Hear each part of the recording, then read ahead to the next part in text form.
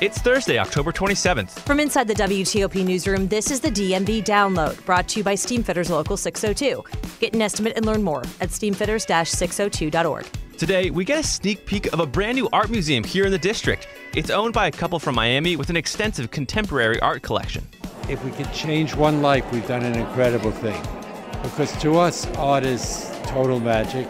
That's Don Rubel. He gave WTOP's Mike Murillo a private tour of his and his wife's museum in D.C. It sits in a renovated old schoolhouse from the turn of the 20th century. It's a really neat backstory, according to the Rubels who opened this. This is where Marvin Gaye, name ring a bell? That's where he went to school. In one of those rooms, he was told he's going to do something with his life. And well, he did. Thanks for joining us. I'm Megan Cloherty. And I'm Luke Garrett. There's a new name to add to an already crowded art museum list here in D.C. It's called the Rubel Museum, and it's opening up Saturday in Southwest, just a few blocks from Nats Park. Our very own Mike Murillo got an exclusive look at the new art museum and joins us now. First of all, thanks for rushing back to tell us about it. You got it. Got here. I broke some speed limits or whatever. I got here. That's all that counts, right? And you're paying the ticket. Exactly, right. That's what we agreed upon. So first things first, where is this museum? And tell us about, I guess it's part of a school or something, or it's in a school? Yeah, it's in Southwest D.C. It's at the location of the old Randall Junior High School, which is a longtime school in D.C. that was shuttered about a couple decades ago. Okay. It's a really neat backstory, according to the Rubels who opened this. This is where Marvin Gaye, name ring a bell? That's where he went to school. Wow. And they say one of their favorite stories is that in one of those rooms, he was told he's going to do something with his life. And well, he did. So there's a cool backstory that's totally unrelated to but it isn't actually, because now they have this exhibit and this whole new museum that they set up there. It's going to focus on not only well-known artists, but also local artists and that sort of thing. So you're going to go in there and you're going to get hit with art from many different people you never heard of to people you've heard of. And the exhibit's called What's Going On, a tip of the hat to Marvin Gaye himself.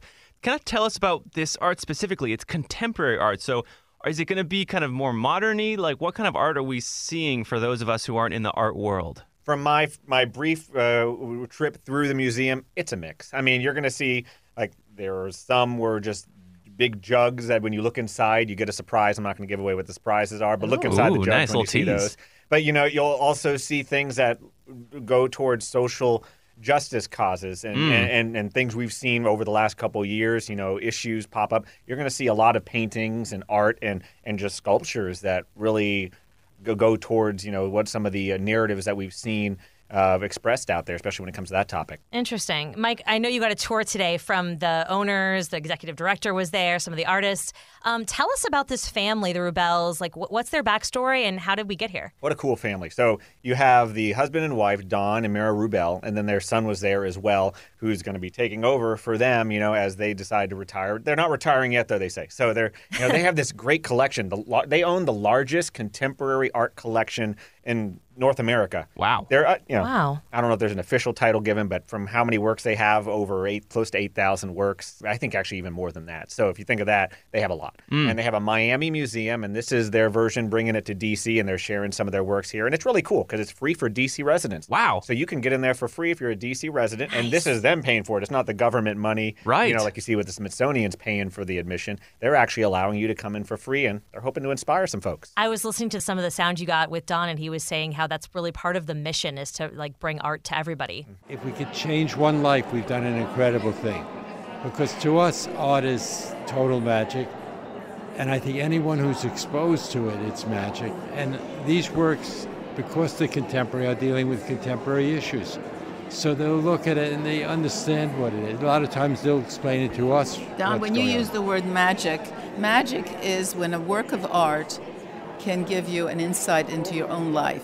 And so they have one in Miami, but now they're opening one up here in D.C. Why D.C.? Why did they pick the nation's capital? I think it's a mix because they're going to have some topics that, they might want people down the street to know or hear in Congress. Experience. Exactly. They have alluded to, you go out the door and back and you're at the Capitol. So, right. There are going to be some exhibits that really try to get the attention of everybody, including, lawmakers and that sort of thing. And plus, they said they just had that connection to D.C. Coming to D.C. is a kind of a fantasy and a kind of a dream to be able to engage with the kind of topics and issues of our time. And the artists that we collect are we think, really great voices for the condition of the world that we live in. So this is a real interesting an experiment, but a very challenging, fun adventure for us. You know, they said a lot of things pointed them into the direction of D.C., in particular, this building in Southwest D.C., and here they are. They've set up shop, and they're going to be welcoming in the community, and you're going to see multiple exhibits. And right now, as you said, the Marvin Gaye What's going tribute. on? What's going on? So we were talking about where this museum is, and it is walkable from the Nats Park. Navy Yard, thank you. But it's in a part of town that a lot of us haven't really been in before unless you were getting a car inspection, because it's sort of like an industrial area. Not much anymore, though. I was actually having this discussion with someone else as I'm driving down in front of the Randall Junior High School, which is now the Rubel Museum. Yeah. But you're seeing a lot of construction, really? like you're seeing at the wharf and elsewhere. So you're seeing some big buildings go up. You're seeing that community, obviously probably because of the wharf and Nats Park and then Audi Field. And you're seeing all these places, start to build up there. So you are seeing some of that. Is there parking, or is it easier to probably metro there? Probably easier to metro. Yeah. I got some street parking, but depending on time of the day. Right, and to your point, it's really right between the wharf and Navy Yard, which both locations have seen immense development. You just did a story on the wharf, kind of phase 2, that the city's really encouraging people to visit this area. Can you tell us about this area and generally how much it's changed over the years? Oh my gosh, how much time do you have? I know, right? No, but for some of us who haven't been here in a while, Well, just the other week when I went to the wharf, a 1-mile stretch of the Southwest waterfront where you can do anything and everything. There's hotels, there's places to stay, you see Gordon Ramsay's Hell's Kitchen coming in. You see him glaring down at you when you're walking down the sidewalk. You're seeing all this development down in this area where for many years you didn't have that, right? And Megan, you've lived here for your life. You both have lived here longer than I have. And it's not the same place that you remember from 20, 30 years ago. It's not. I mean, and this is just my opinion in this. I shouldn't probably give it. But to me, like when the fisherman's market kind of went away, it lost a little bit of that sort of D.C. culture. It feels very brand new down there. Yeah. But for an area that didn't have a lot of growth, it's huge. And the arena stage is right there as well. So that was sort of like this one little island of culture for that part of the city. And now it's great. They have this museum down there. Mike, were there any specific artists they spoke about as far as major works that you could expect to see? Or is it more kind of you had a smattering? I will say, for me personally, I'm definitely not a connoisseur of contemporary art. So they were mostly new names to me. But some of these people are definitely more renowned in their fields. And you'll see several of them, one from Baltimore, one from New York, that they really kind of focused the area on. And actually, one of their stars that they had there was... My name is Sylvia Snowden, and I'm a painter. I live in Washington, D.C., and I've been painting professionally since 1965. That's when I graduated from school. That's why I say professionally. But I paint every day, and I am prolific. And I'm known as the figure painter. I like the figure. I like people. I like doing human beings. I like knowing people.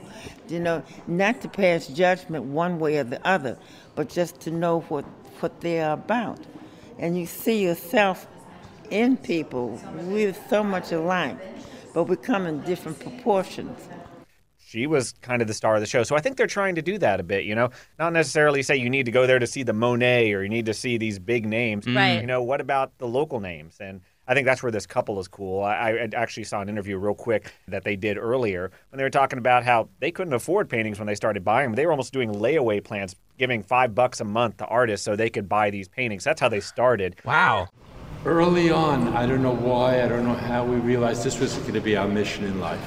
And since almost all our resources were always committed to it, we decided that no piece would ever be bought unless we would agree on it. Both of us had to agree, which is an almost impossible thing.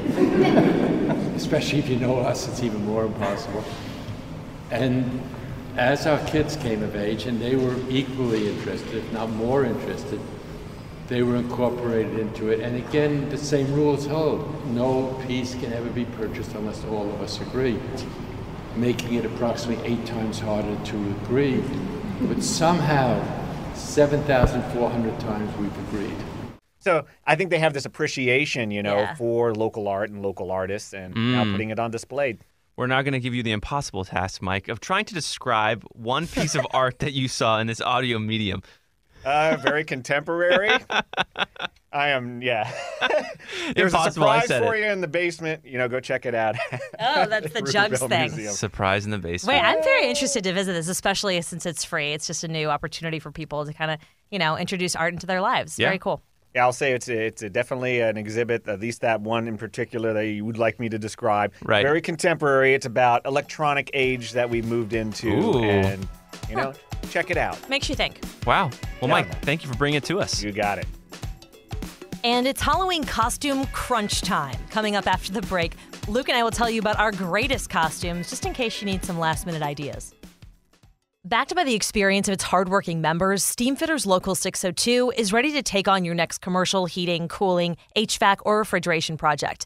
Steamfitters Local 602 adds value to our community through its partnerships with local contractors and building owners, all while keeping the focus on improving the lives of its members and their families throughout the DMV.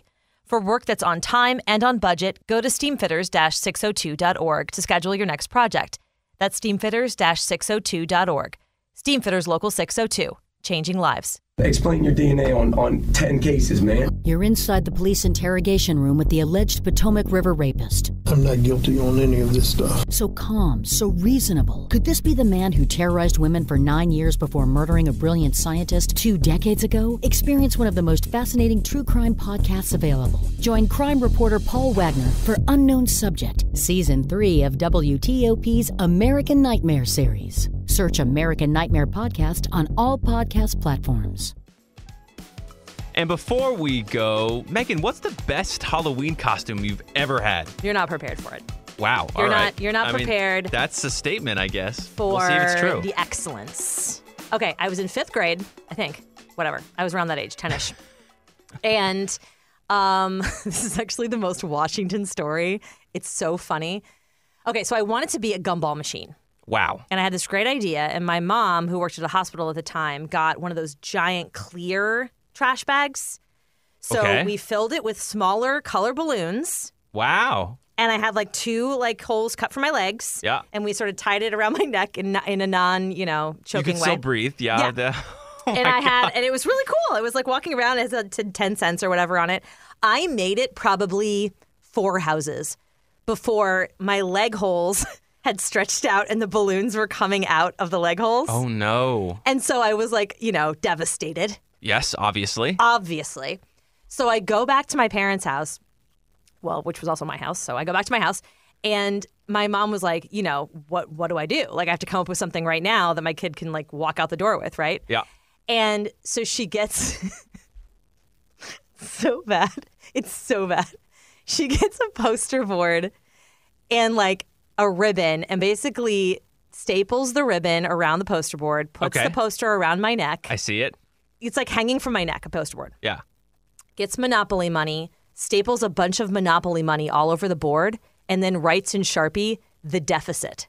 Oh my gosh. Wow. What a spark of inspiration, on a moment's notice. I went outside and my brother just started laughing so hard he fell over. He's like, "You're the deficit." I was like, "I don't have anything else to be." The literal scariest thing ever. In the 90s, 100%. Wow.